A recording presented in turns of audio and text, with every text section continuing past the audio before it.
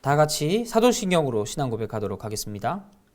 전능하사 천지를 만드신 하나님 아버지를 내가 믿사오며 그 외아들 우리 주 예수 그리스도를 믿사오니 이는 성령으로 잉태하사 동정녀 마리아에게 나시고 본디오 빌라도에게 고난을 받으사 십자가에 못 박혀 죽으시고 장사한 지 사흘 만에 죽은 자 가운데서 다시 살아나시며 하늘에 오르사 전능하신 하나님 우편에 앉아 계시다가 저리로서 산자와 죽은 자를 심판하러 오시리라. 성령을 믿사오며 거룩한 공예와 성도가 서로 교통하는 것과 죄를 사하여 주시는 것과 몸이 다시 사는 것과 영원히 사는 것을 믿사옵나이다. 아멘.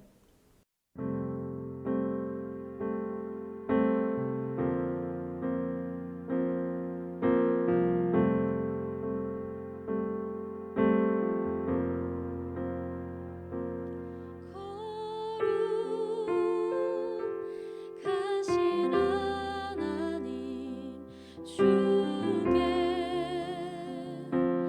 감사드리세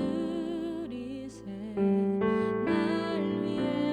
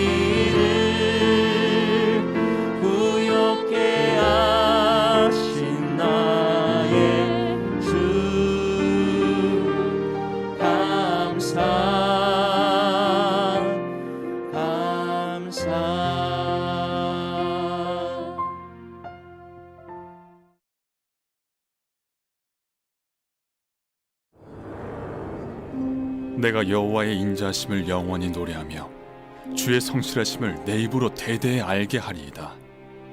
내가 말하기를 인자하심을 영원히 세우시며 주의 성실하심을 하늘에서 견고히 하시리라 하였나이다.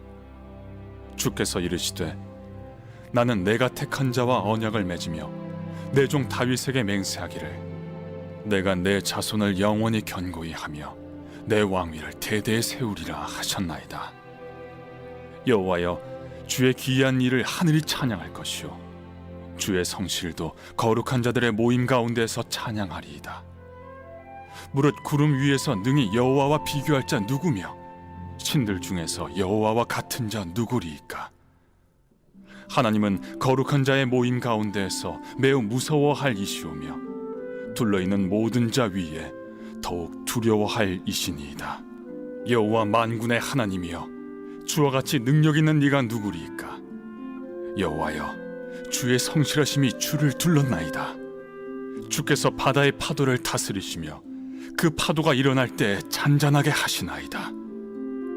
주께서 라합을 죽임당한 자같이 깨뜨리시고 주의 원수를 주의 능력의 팔로 흩으셨나이다. 하늘이 주의 것이요 땅도 주의 것이라. 세계와 그 중에 충만한 것을 주께서 건설하셨나이다. 남북을 주께서 창조하셨으니 다볼과 헤르몬이 주의 이름으로 말미암아 즐거워하나이다. 주의 팔에 능력이 있어오며 주의 손은 강하고 주의 오른손은 높이 들리우셨나이다. 의와 공의가 주의 보좌의 기초라. 인자함과 진실함이 주 앞에 있나이다. 즐겁게 소리칠 줄 아는 백성은 복이 있나니 여호와여, 그들이 주의 얼굴 비단에서 다니리로다. 그들은 종일 주의 이름 때문에 기뻐하며 주의 공의로 말미암아 높아지오니 주는 그들의 힘의 영광이심이라. 우리의 뿔이 주의 은총으로 높아지오리니 우리의 방패는 여호와께 속하였고 우리의 왕은 이스라엘의 거룩한 이에게 속하였기 때문이니이다. 시편 89편에서는 시인이 하나님의 인자하심과 성실하심을 찬양하는 내용이 등장합니다. 하나님께서는 태초부터 지금까지 이 인자와 성실하심을 보여주셨기 때문에 시인은 하나님을 찬양할 수밖에 없었다는 거죠. 그는 다윗 왕을 통해 세우신 왕조를 영원하게 하시겠다고 약속하셨고 지키셨습니다. 또 모든 피조세계 위에 찬양 받으시며 모든 것을 섭리하시고 이 피조세계 가운데 다스리시는 그 능력을 보여주신 하나님이시기 때문에 그분은 찬양받아 마땅합니다. 시인은 이것을 찬양합니다. 그런 하나님께 죽을 운명에 처한 인류를 부르시고 자기 백성 삼아주셔서 영원한 생명을 주셨으니 어찌 인류가 하나님을 찬양하는 게 당연하지 않겠습니까? 하나님은 찬양받아 마땅하신 분입니다. 당연하게도 이것들을 인정해야 되는데 우리 일상 속에서도 우리도 자연스럽게 하나님의 인자와 성실하심을 고백합니다. 그리고 이런 시인의 고백처럼 우리도 기쁨과 이 하나님의 충만함을 느끼게 되죠. 때로는 습관적으로 사용하는 이 단어들이 어떤 의미를 갖는지 다시 한번 살펴보길 바랍니다. 우리가 이것을 언제 사용하고 어떠한 마음으로 사용하는지, 우리의 고백이 과연 진실된 고백인지, 그것들을 충분히 느끼고 누리고 있는지 이 시간 시편 고백을 통해서 함께 점검해 나가시길 바랍니다. 우리도 종종 하나님의 인자와 성실을 찬양합니다. 하나님의 그 성품을 고백하죠. 기도 중에 이러한 단어들을 자주 사용하고 이러한 단어들이 우리 일상에서 자연스럽게 흘러 나옵니다. 그러면 여기서 말하는 인자와 이 성실이라는 단어는 과연 어떤 뜻을 가질까요? 어떤 의미를 가질까요? 하나님의 인자는 곧 사랑으로 표현할 수 있겠죠. 모든 것을 내어주기까지 사랑하신 그 사랑은 세상의 모든 인류를 구원하시기까지 멈추지 않습니다. 그 어떤 사랑과 비교될 수도 없으며 가장 큰 사랑으로 볼 수 있습니다.